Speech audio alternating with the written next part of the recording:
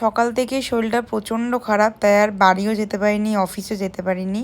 লাঞ্চে ইলিশ মাছের তেল, আলু ভাজার উচ্ছে আলু ভাজা দিয়ে ভাত খেয়েছিলাম, আর ইলিশ মাছও হয়েছিল, টুবাইকে দিয়ে দিয়েছিলাম।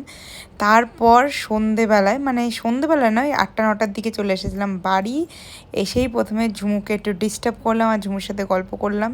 চিড়ে আম দই দিয়ে একটু ডিনার করলাম, আর মার সাথে একটু বক বক করলাম, গল্প করছিলাম, কারণ সকাল থেকে মার সাথে দেখা হয়নি তার জন্য।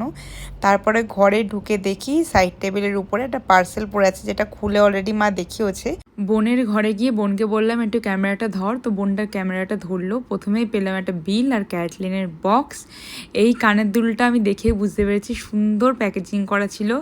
এটা একটা ইভেলাইয়ের ইয়ারিং, যেটা আমার অনেক দিন ধরে পছন্দ ছিল, আর মা এটা অর্ডারও করে দিয়েছে। আর দেখলাম জিনিসটা চলেও এসেছে, যেটা তো ছিল একটা বড় সারপ্রাইজ আমার জন্য। আমি তো প্রচণ্ড খুশি হয়ে কানের দুলটা পরেও নিলাম। আর ব্যাস, মিনি ব্লগটা এখানে শেষ করেও দিলাম। টাটা।